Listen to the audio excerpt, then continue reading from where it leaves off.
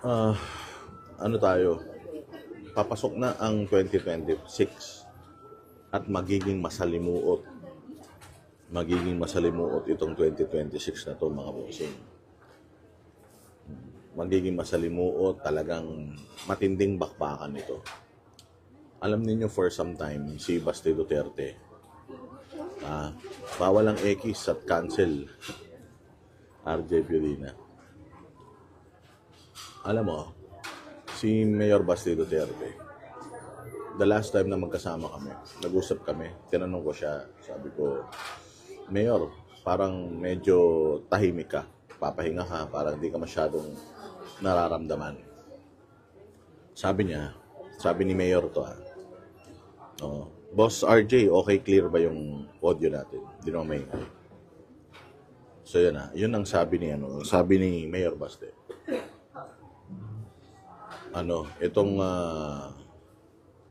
Itong darating na 2026, magiging madugo. Itong darating na 2026, hindi magiging madugo in a sense na magkakamatayan. Pero magiging madugo in a sense na ang political content, ang political vlogging, ang fake news peddling, magiging matindi this coming 2026. Kasi huling taon na ito, itong 2026, huling taon na ito para makaposisyon. Itong 2026, yung huling baraha, huling taon na lang ng administrasyon na to para yung kanilang political yung kanilang political careers at saka yung political agenda nila may advance nila. Okay? So magiging madugo ito. Magiging sandamukal na paninira sa mga Duterte yan. Sinimulan na nila yan kay Madriaga. Sinimulan na nila ngayon. May pinalulutang na naman sila kay Arnie Teves daw. Matindi ang mangyayari ngayon.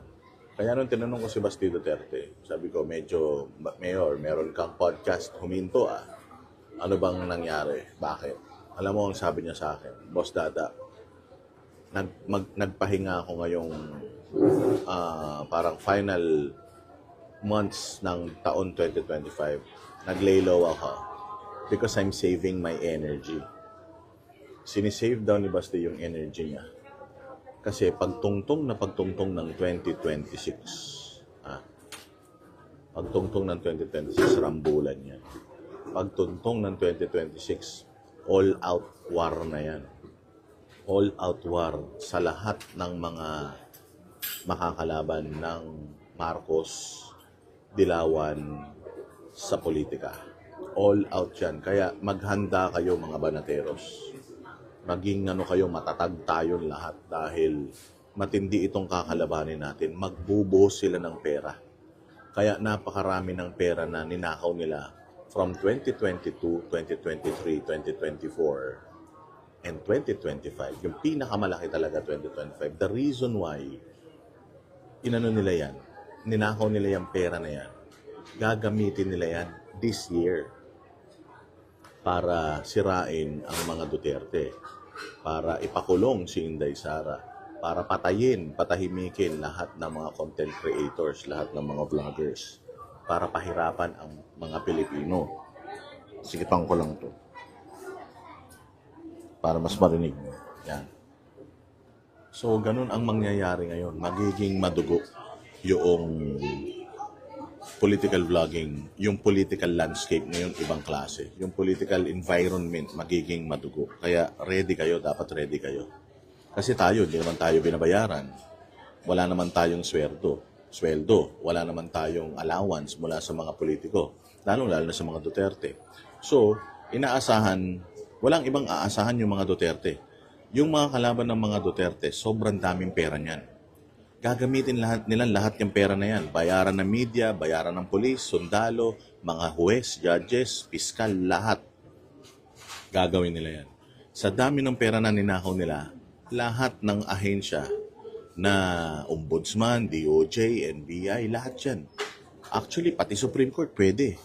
Mga korte sa Pilipinas, pwede. Ano nila yan? Gagamitin nila lahat yan ninakaw nila. Trilyon ang pinag-uusapan natin dito, mga boss. Trilyon. yung ninakaw nila is budget na ng Pilipinas. Yung total na kanilang ninakaw sa loob ng 2022 to 2025. Budget na yan ng buong Pilipinas. Ganun kalaki yung perang pinag-uusapan natin dito. At ganun kalaki, gagastusin lang nila yun sa loob ng isang taon. Ngayong 2026 nila lahat yan gagastusin para sirain ng mga Duterte. Pahinain yung political clout ng mga Duterte. Magpapalabas ng mga walang kwentang mga balita kasama ang mainstream media. Magkukulong ng mga tao para matakot magsalita. Magpapatawag ng mga sandamukal na mga hearing sa Kongreso at Senado para mapatahimik ang mga Pilipino. Lahat ng mga maninira sa mga, kaya kay Rizon Tiveros, sa Dilawan, kay Bongbong, yung mga account pwedeng mawala yan. Pwedeng ma-cancel yung mga accounts na yan. So lahat yan gagamitin nila para lang ngayong 2026 para sa against the Dutertes. Hindi nila kayang bayaran ng Diyos. Totoo naman yan. Kaya nga sabi ko nga, Spencer, batas ng tao, maaring makuha nila. Pero yung batas sa langit, hindi nila yan makukuha. Kaya kailangan ready tayo. Tayong lahat, ako bilang hindi binabayaran ng mga Duterte, ako bilang nagva-vlog dahil sa pagmamahal natin sa bayan. Dahil sa concern natin sa Pilipinas. Ako na nagva-vlog dahil inggit na inggit ako sa ibang bansa. Inggit na inggit ako talaga sa ibang bansa na meron silang ganitong klase ng gobyerno, meron silang ganitong klase ng mga facilities, kalsada, transportation means. Talagang ano tayo, talagang inggit na inggit tayo. Ang ganda ng airport, ang disiplinado ng mga tao. So ako na gusto ko magkaroon ng ganito sa Pilipinas, mga bossing. Nagvo-vlog tayo at wala tayong inaasahan. Ang inaasahan ko lang views ninyo, inaasahan ko lang yung mga kung ano man mga gagaling sa inyo. Yun lang inaasahan natin. Dito sa laban natin, sobrang delikado. Mamamatay tao mga yan. Gagamit ng mga abogado mga yan para ihabla ka, para abalahin ka, para patahimikin ka. Walang inaasahan ang mga Duterte kung di tayo. Tayo na mga organic na nagmamahal sa bayang Pilipinas at gusto natin gamitin sila para ibigay sa atin yung magandang Pilipinas. Kaya kailangan, prepared tayo. Anong gagawin natin? Sabi ni Ate Jing, ang gagawin natin, ika-counter natin lahat. Gagamitin natin ang ating social media. Kahit ilang beses tayo ma-deactivate, gawa tayo ng bago. Kahit ilang beses nilang tanggalin yung ating mga accounts, gawa tayo bago. Gamitin natin yung mga social media accounts natin, TikTok, Instagram, Facebook, YouTube. Kung meron silang all-out war, gagamitin nila yung pera ng taong bayan para sirain ang bayang Pilipinas at ang mga Duterte. Ang tayo naman, gagamitin natin ang lahat. Yung sama-samang effort, sama-samang sakripisyo ng Pilipino. Gagamitin natin yun para i-counter lahat ng mga fake news nila. Para basagin lahat ng mga political defamation nila. Para durugin yung mga palulutangin nila ng mga testigo. Para sirain ng mga Duterte. Jake Arsubal, Merry Christmas, brother! Solid. So gagamitin natin lahat ng ating makakaya para i-counter yon, banggain yon. Diba? Gagamitin natin lahat ng ating social media platforms para i-expose lahat ng mga pambabudol ng gobyerno. Gagamitin natin yung mga vloggers na matatapang. I-share natin yung mga videos nila. Magfa-follow tayo sa kanila. Panonoodin natin yung mga videos nila. Ipasa natin sa mga GCs natin yung mga pang-expose ng mga vloggers sa katiwalian, sa pagnanakaw ni congressman, ni mayor, ni governor, ni senator, ni president. Lahat yan, gagawin natin nang walang takot. Pag na-deactivate tayo, gawa tayo ulit bukas. Si Banat ba na-deactivate? Puta, gumawa agad. Kanain natin. Talagang kung kaya nilang pera ang papaganahin nila, tayo papaganahin natin yung pagmamahal natin sa bayan at pagsuporta natin sa mga Duterte. So yun ang dapat maging New Year's resolution natin. Huwag kayong mag-New Year's resolution ngayon na pumayat, na ganito, na ganyan. Isa lang, sama-sama, New Year's resolution natin. Mas lalo tayong maging matapang. Mas lalo tayong maging matatag. Mas lalo tayong maging palaban sa mga magnanakaw sa gobyerno, sa mga mapang-abuso sa kapangyarihan, sa mga sindikato, sa mga magnanakaw, sa mga hudas, sa mga demonyo at sa mga satanas. Kailangan, laban lang, dare-diretso lang. Walang hihinto, walang titigil. 2026, grabe yan. Sabi ni Baste, grabe yan, Boss Dada. Abangan mo, 2026, grabe yan. Kaliwat kanan, o kita mo. Bago magpasko, lumabas na yung Madriaga. Tapos ito si Boying Remulla, si John Vic Remulla, pinalulutang naman. Si Inday Sara, binibisita si Arnie Tevez. Si Arnie Tevez, kung matatandaan ninyo, tagged as terrorist yan. Yung kapatid niya, Pride Henry Tevez, tinanggal na siya sa listahan ng mga terorista. Pero tandaan nyo si Arnie Tevez, terorista pa siya. Terrorist pa ang ang classification ng gobyerno sa kanya. Dahil wineponize ni Boying yan. Tapos pinupuntahan ni Inday Sara. So yan ang yan ang gagawin nila. May istorya na palulutangin yan. Gagamitin na naman si Arnie Tevez para kanain ito si Inday Sara. I'm pretty sure. Idadamay na naman si Inday Sara dyan sa pagkamatay ng mga digamo na yan. Kasi makita mo nga yung ang namatay na si Yusek Cabral. Nagpakamatay, tinulak or whatsoever.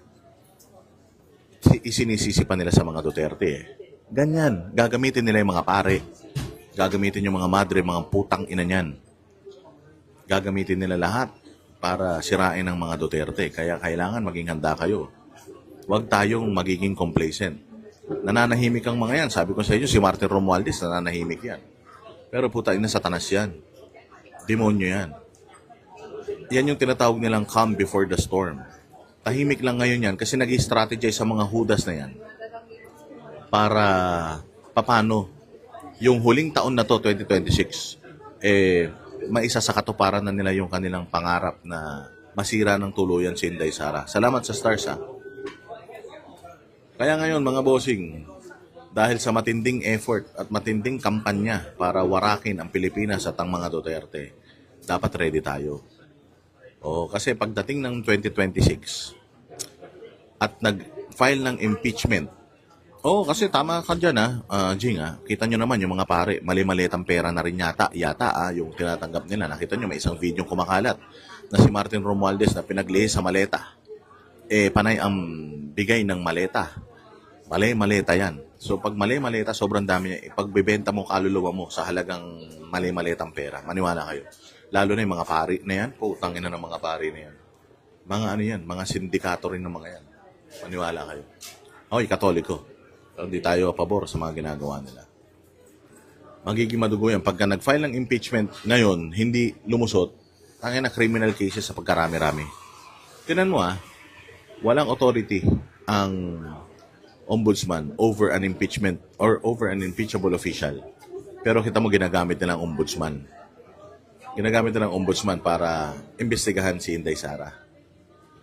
Kaya wag na tayong papayag na manalo. Tama yan. Evil will never win. Gumawa tayo ng paraan. Gamitin natin ang ating mga sarili, lahat ng ating mga kaya para proteksyonan ng bayang Pilipinas by means of protecting the Dutertes. Gawin natin yan. Pag hindi lumusot yung impeachment ngayon, gagawin ng mga yan, criminal cases pagkarami-rami. Kung hindi man sila manalo or hindi man mag-fly yung mga criminal cases na ifa-file nila. Kasi dito sa Pilipinas, when you file cases, merong perception yung tao na pag nag-file ng case sa'yo, ibig sabihin, guilty ka na.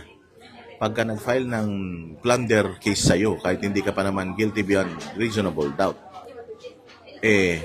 plunderer ka na. Kaya sandamukal na kaso ang ipa-file nila sa mga Duterte para magmukhang kriminal yung mga Duterte. Ganyan ang gagawin niya. Tayo, gagawin natin, ka-counter natin yan.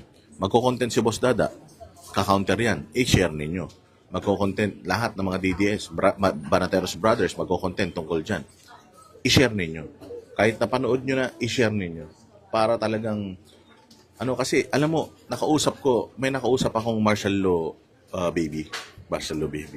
Hindi, yung tatay ni Banat Bay. Kasi buhay na siya ng martial law. And aktivista rin yung tatay ni Banat Bay kasi taga-UP yun eh. Noong 1970s, nag-aaral pa siya. Aktivista yun.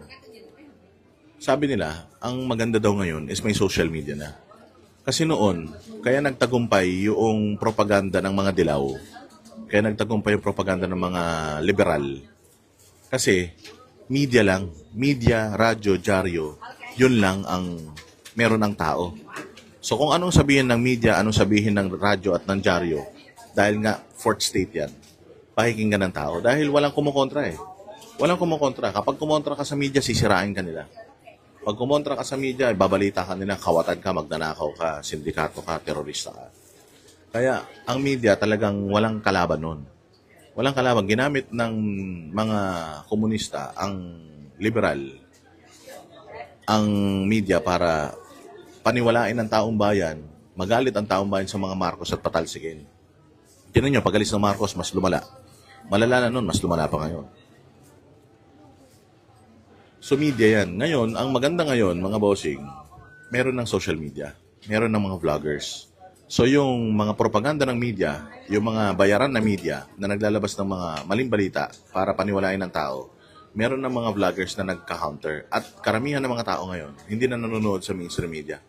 Karamihan ng mga tao ngayon, nanonood na sa mga vloggers. Kaya galit na galit ang media kasi wala na silang control. Galit na galit ang media dahil wala na silang kapangyarihan. Galit na galit ang media kasi may kahati na sila. Kasi dati, ang binabayaran ng mga magnanakaw sa Pilipinas, media lang.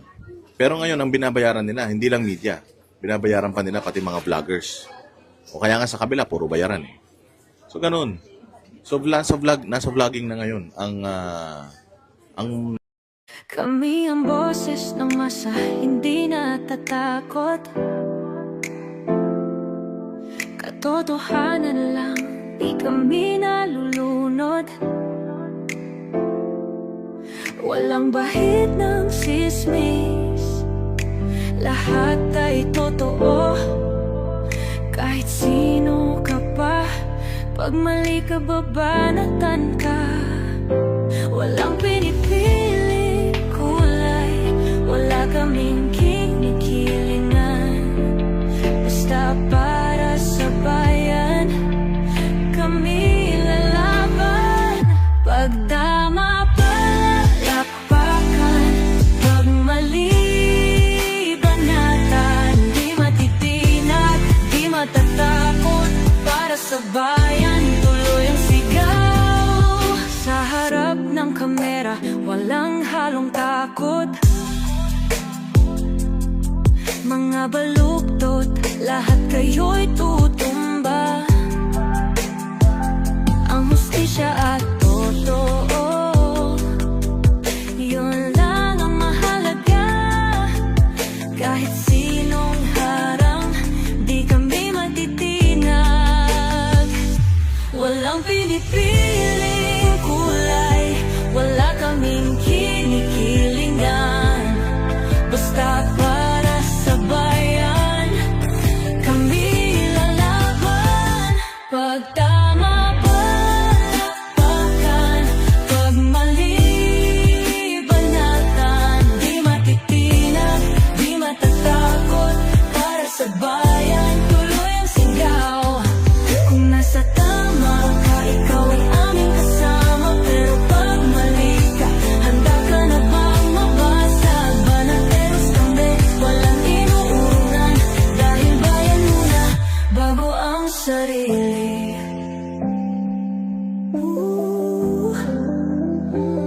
Bago ang sarili.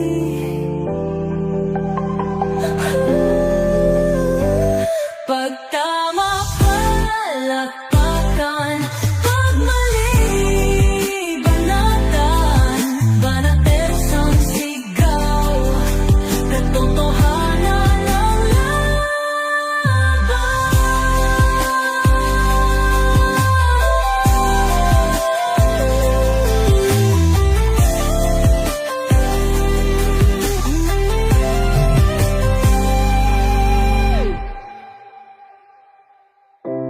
Sa harap